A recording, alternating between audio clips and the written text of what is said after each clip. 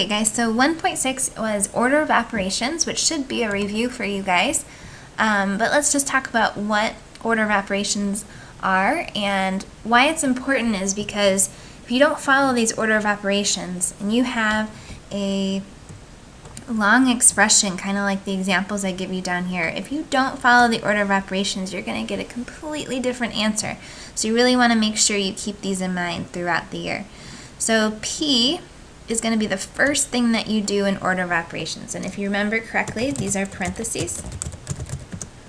Okay, so parentheses look like this. So anything that you have in parentheses or brackets even, something like this or like this, okay, that's what you're going to do very beginning. Okay, and then we have our E, stands for exponents. And exponents are, you know, x to the second power, anything that has, I'm going to do a little caret here because that's what you would see on your calculator. So x to the second power, if you have 3 to the third power, you would do those types of things first, or second actually. And then we move into our third and fourth, which M stands for multiply and divide. And the reason these are in the same section is because whenever you have multiplication and division, you're going to do these from left to right. So if you have division and then multiplication within the same problem, it's okay to interchange those. Okay, those can go back and forth. Okay, same thing with these last two, which is adding and subtracting. You can do these if they're in the same problem. You can do those, same thing as multiplication and division. You can do those from left to right. Okay, so let's put these into practice, remembering Pemdas, and hopefully remember that's please excuse my dear Aunt Sally, is how we remember that.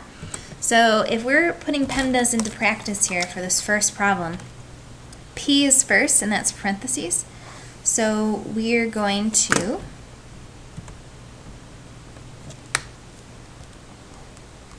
just trying to find my pen there. I would underline what you're doing first. So I'm going to do what's in the parentheses first. That's going to give us 9. Then I'm going to bring everything else in the expression down. And then I'm going to start all over again. So what in this problem now can I do first? What comes first? Division would come first. So I'm going to do 6 divided by 3 gives me 2. And then I'm going to bring everything else down. And then last problem, only one operation left. So we have 7.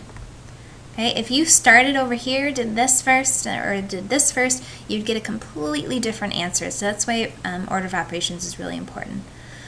All right, number 2.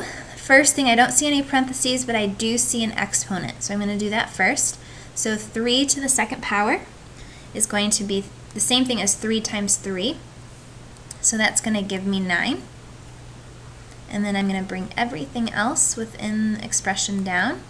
And I know this can be time consuming, but it's going to be great to keep you organized, especially for these long expressions. Then I'm going to look, I see multiplication and division in the same problem. So these can be interchanged. So you're just going to go from the left to the right. So I see this first. So I'm going to do 10 divided by 5. Oops, didn't want to do that, sorry. 10 divided by, sorry. This is going to give us 2. And I'm going to bring the rest of the expression down. And then what comes first? Multiplication or addition. We're going to do multiplication first. And then you can finish it off with 9 plus 8 gives you 17. Alright, number 3. We're going to look, I see some parentheses, so that's going to come first. So 2 minus 7 is going to give us a negative 5. Okay, and then be very careful with a problem like this. Okay, we have 5 plus 4, but it's not 4 minus 5. Okay, this whole thing was in parentheses, so you might want to keep something like this in parentheses. And then ask yourself, what does it want me to do here? I can either add these, or you should know that a number next to something in parentheses, they want you to multiply this. So multiplication is going to come before addition. So I'm going to take this 4 times negative 5 is going to give us negative 20. And then I'm going to bring this down. So I have 5 plus a negative 20, and that's going to give us a, well, we can do our same sign add, or opposite sign subtract, so this would be an OSS. So we're going to subtract them and get 15. Bigger number is negative, so my answer is negative 15. Alright, and then this last one, if you have a fraction bar like this, you're just going to focus on the top, focus on the bottom, and then you're going to focus on simplifying after you've simplified both. So let's focus on the top right now. The first thing I can do on the top would be this exponent. So 3 times 3 is 9. Okay. And then on the bottom, what would I do first? Well, I have subtraction and addition in the same problem, so I can just go left to right. So I'm going to have 11 plus 4 on the bottom. And then I'm going to keep simplifying.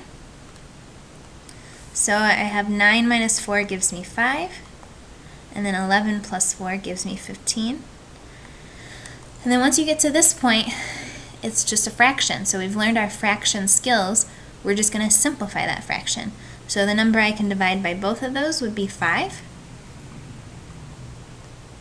So we'd get 1 over 3 as our final answer. So there's your Pemdas. Be very careful with that you remember it, and don't go out of order, else you get the wrong answer.